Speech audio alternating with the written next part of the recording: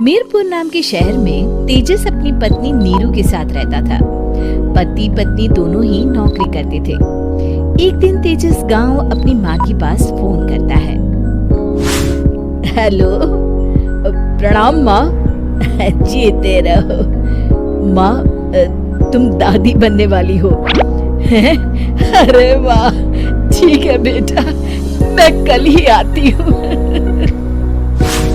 जब माँ जी शहर पहुंची तो बेटे बहू ने बहुत अच्छे से स्वागत किया। लीजिए माँ जी चाय। अरे गर्मा गर्म पकोड़े ले आओ माँ के लिए। नीरू रसोई में गई और 2 मिनट में ही पकोड़े ले आई। जी ये लीजिए। बहू जादू से बनाए हैं क्या? अभी तो रसोई में गई थी। यम्मी। माँ जी, शीला रसोई में पकोड़े तल रही है, मैं बस लेकर आई। हे भगवान, मेरा धर्म भ्रष्ट कर दिया तूने। अब तो गंगा जल से शुद्धिकरण करना होगा। दूसरे दिन, माँ जी मैंने नाश्ता बना दिया है, ऑफिस जा रही हूँ।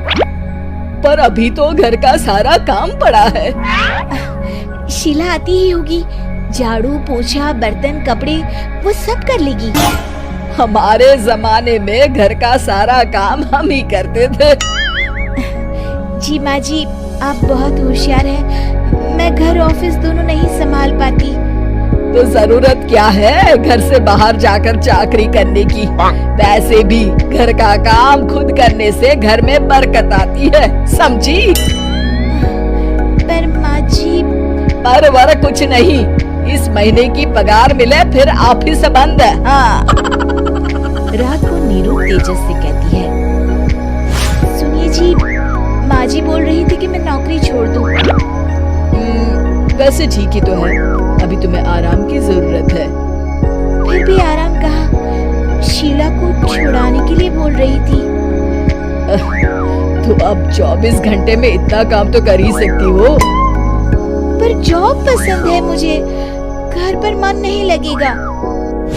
अगले दिन जब दोनों ऑफिस के लिए निकल रहे थे, मेरी तो कोई कीमत ही नहीं है इस घर में।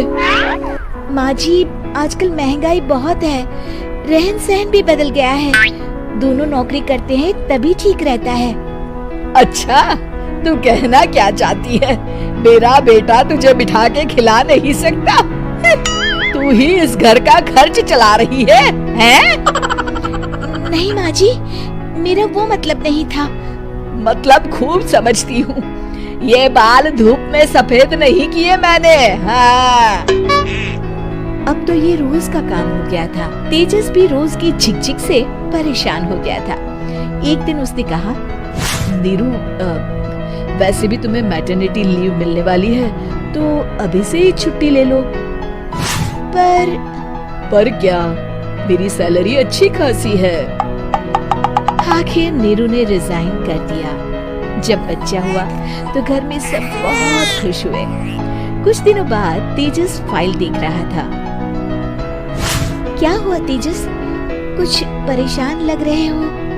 अब हाँ, वो हमारी जितनी सेविंग्स थी वो तो हॉस्पिटल में और छठी के फंक्शन में खत्म हो गई है नीरू। और अभी वैसे मंदी चल रही है तो मैं बोल रही थी कल मुन्ना को हेपेटाइटिस का टीका लगवाना है।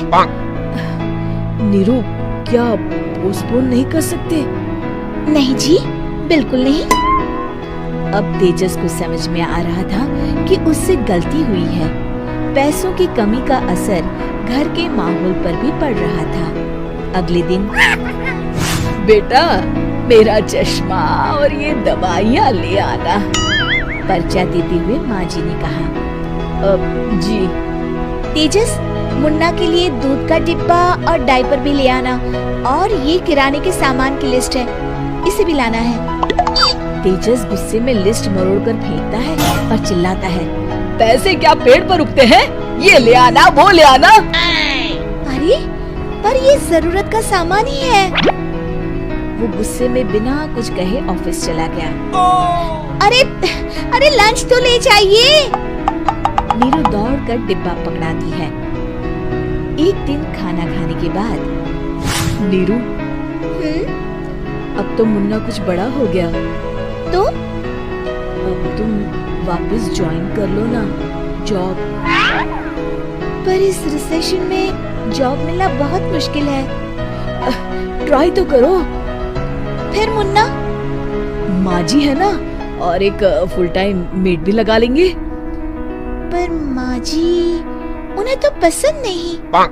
तभी माँ जी वहाँ आ जाती है और प्यार से नीरू के सर पर हाथ फेरते हुए बोलती है, अब मेरी समझ में आ गया बहू, पहले के और अब के समय में अंतर है। तुम काम शुरू करो, मुन्ना की जिम्मेदारी मेरी। मेरी प्यारी माँ जी। ये कहकर नीरू उनके गले लग गई। शिक्षा, परिवर्तन संसार का नियम है, हमें भी समय के साथ चलना चाहिए।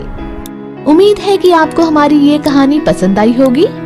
कृपया हमारे चैनल को सब्सक्राइब करें और सभी अपडेट्स के लिए बेल आइकन जरूर क्लिक करें। और हाँ, वीडियो लाइक और शेयर करना मत भूलिएगा। Bye bye.